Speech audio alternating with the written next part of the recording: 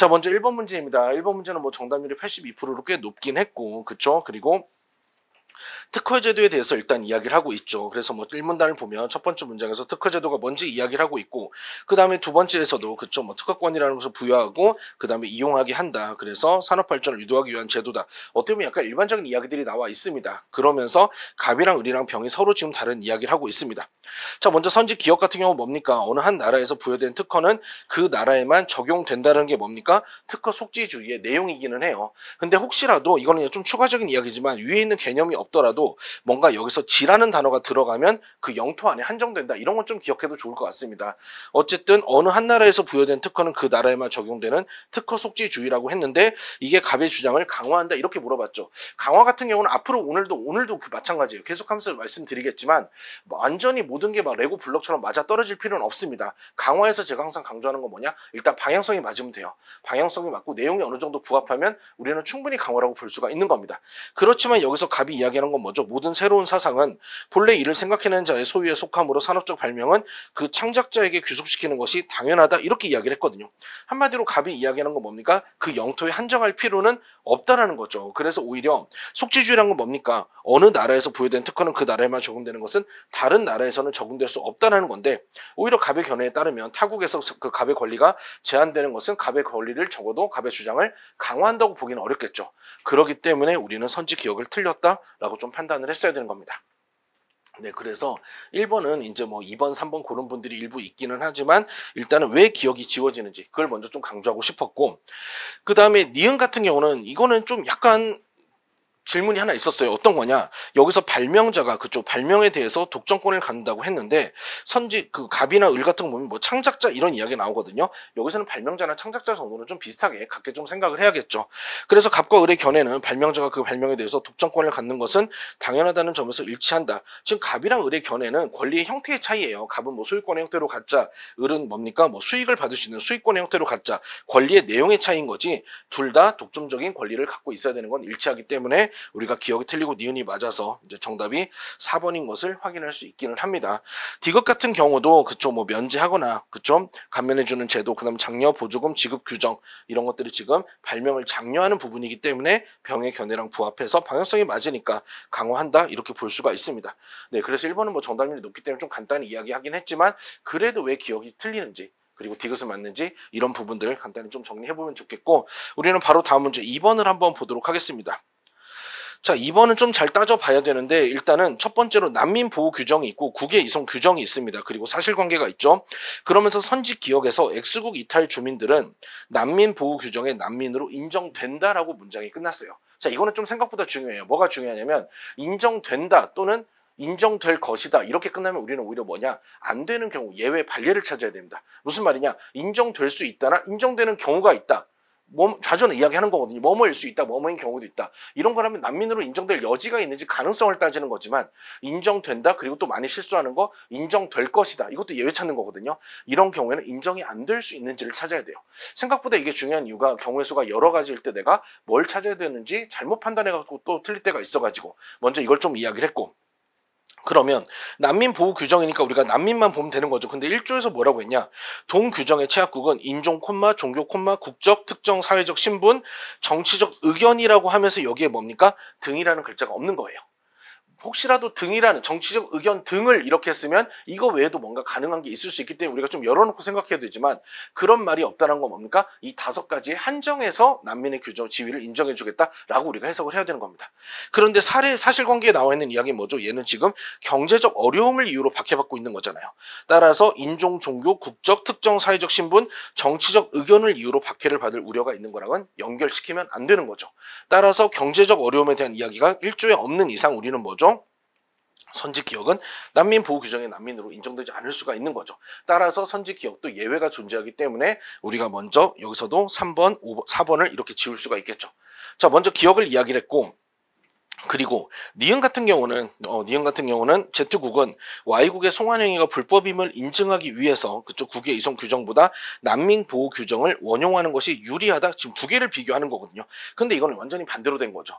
왜냐하면 국외 이송 규정에서 뭐라고 되어 있습니까? 고문받을 위협이 있으면 추방되거나 송환되지 않는다고 했고, 사실관계에서도 밑에서 두 번째 줄을 보면 명확하게 송환된 주민들에게는 고문받을 위협이 존재하는 겁니다. 따라서 국외 이송 규정에 따르면 무조건 유리하게 결과가 나올 수가 있어요.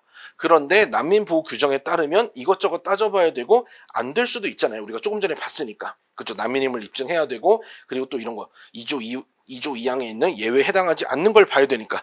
따라서 이거는 국외 이송 규정이 더 유리하다. 이렇게 볼 수가 있겠죠. 그래서 기억이 틀리고 니은이 틀리다. 그래서 정답이 2번이 되는 문제이기는 합니다. 특히나 이제 2번을 고른 분도 있지만 4번을 고른 분들이 좀 많았거든요. 그럼 이거는 이제 뭐 니은의 문제는 아니고 이제 기억의 문제인 것 같기는 하지만, 어쨌든 선지 기억 같은 경우 아까 왜 예외가 존재하는지, 그리고 뭐 선지 디귿도 우리가 좀 사실관계 확인해서 난민이라고 주장할 경우 반박할 수 있다. Y가 이런 이야기를 할 수 있는지를 보는 건데, 이거는 2조 2항이랑 연결을 해야겠죠. 2조 2항에 따르면 난민이지만 국가의 안보에 위험하다고 인정되는 자는 규정의 이익을 요구하지 못한다는 것은 예외를 이야기하는 거죠. 따라서 여기서는 뭡니까? 지금 국가 안보에 중대한 위협이 됨을 주장함으로써 얘네들을 난민이 아니다라고 좀 주장할 수 있는 거죠. 항상 오늘도 좀 의식적으로 그렇게 좀 하긴 했고, 또 이게 좀 익숙한 분들도 있지만 뭐뭐일 수 있다나 뭐뭐인 경우도 있다는 우리가 뭡니까? 항상 여지를 찾아야 됩니다. 연결될 여지만 있어도 충분히 인정할 수 있어요. 기출도 그랬거든요. 다만 이제 좀 조심해야 되는 것은 뭐뭐일 수 있다, 뭐뭐인 경우도 있다 하더라도 아예 건수가 없을 때가 있어요. 지문에 그런 이야기가 아예 없어. 그럼 그럴 땐 여지가 있다고 보면 안 되겠죠. 그런 문제가 또 뒤에 있으니까. 어쨌든 2번 역시도 이렇게 좀 간단하게 우리가 왜 기억 니은이 틀렸는지 이렇게 좀 정리를 했습니다.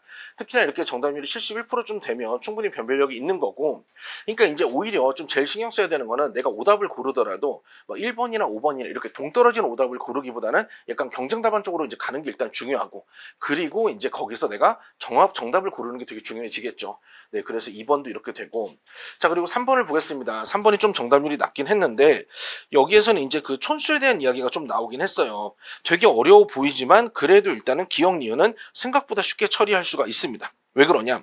선지 기억을 보겠습니다. 갑에 의하면 촌수가 가까운 사람이 생존하고 있더라도 촌수가 먼 사람이 노비를 상속받는 경우가 있다. 뭐죠? 예시 사례 가능성을 이야기하는 겁니다. 그런 경우가 하나만 있어도 우리는 기억을 맞다라고 할 수가 있어요. 그런데 갑의 견해를 보면 뭡니까? 여기서 이제 순서가 이렇게 쭉 나오는데 조카가 있고 사촌 손자의 순서로 상속을 받으면서 사촌 손자가 없는 경우에는 누구? 숙부가 상속을 받을 수 있다라고 이야기를 했죠. 원래는 숙부가 몇 촌인지 따져야 되지만 여기에서 따지면 뭐죠? 지금 A를 기준으로 했을 때 D는 숙부 3촌이라고 나와 있고, 사촌 손자는 사실은 사촌 손자는 내 형제의 손자를 이야기하는 거거든요. 그렇기 때문에 여기서는 뭡니까? 지금 사촌 손자가 숙부 3촌보다 더 촌수가 멀더라도 이 사람이 상속받는 경우가 있을 수 있는 거죠. 자, 별건 아니지만 선지 기억에 있는 촌수가 가까운 사람은 숫자가 작은 것을 이야기하는 겁니다. 그렇게 해석할 수 있어야 되고, 그리고 촌수에 대해서 간단한 거 하나만 이야기를 하면, 촌수는 일단 잘 모르면 더하기라고 생각을 하셔도 돼요. 무슨 말이냐? 보통 나랑 아버지랑 1촌 사이거든요. 또 아버지랑 1촌 사이예요. 그래서 나랑 할아버지는 1촌 넘어가서 2촌이 되는 거고, 또 그 위로도 넘어가면 3촌이 되고 이렇게 되는 거예요. 이 삼촌이라는 게 뭐 내 고모, 이모, 외삼촌, 뭐 삼촌 이렇게만 있는 게 아니라 그 증조 할아버지도 나랑 삼촌 사이가 될 수가 있는 겁니다. 자, 그렇게 따지면 왜 제가 단순 덧셈으로 생각해도 된다라고 이야기를 했냐? 보통 이제 나랑 형제는 2촌인데 이거는 그냥 수학으로 이야기를 하면 공통 조상까지 올라갔다 다시 내려오면 한 칸, 두 칸이니까 2촌이다 이렇게 이야기하는 경우도 있거든요. 그럼 내 형제랑 나랑 2촌이에요. 근데 내 형제의 손자랑은 또 자기 손자니까 2촌이거든요. 그럼 우린 뭡니까? 2 더하기니까 4촌이다. 이렇게 생각해도 되는 겁니다. 아니면 이게 어려우면 A랑 여기 C의 관계를 어떻게 볼 수 있냐? 물론 여기 나와 있긴 하지만 여기서 공통조상까지 C랑 A의 공통조상은 내 아버지거든요. 그럼 올라가서 한 칸, 두 칸, 세 칸, 네 칸이니까 4촌이다. 이렇게 봐도 되는 겁니다. 이 촌수 계산을 좀 어렵게 시킬지는 모르겠지만 그래도 나랑 아버지가 1촌이고 나랑 할아버지가 2촌이고 어쨌든 한 칸씩 세대를 거슬러 갈 때마다 1촌이 추가된다는 것 정도는 좀 알아두면 좋을 것 같아요. 어쨌든 우리가 그쪽 기억은 그런 사례가 있기 때문에 우리가 맞다 이렇게 볼 수가 있고, 그 다음에 니은도 갑과 을 누구 해석에 따르더라도 그렇죠? A가 사망하였는데 E가 지금 노비를 상속받은 겁니다. 사촌 형제가 노비를 상속받은 거죠. C는 이미 사망하였을 것이다. 경우의 수가 여러 가지는 아니지만 여기서 찾아야 되는 건 뭐죠? C가 사망하지 않을 수 있는지를 찾아야 되는 겁니다. 예외를 찾아야 되는 거니까 뭐뭐일 것이다. 그리고 C가 사망하지 않더라도 E가 상속을 받을 수 있는지를 보는 거거든요.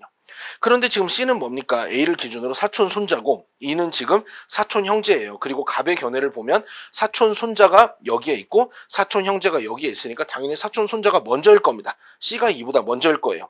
을의 견해에 따르더라도 사촌 손자는 사촌 형제보다 먼저 있습니다. 따라서 C가 E보다 먼저라고 이야기를 할 수가 있죠.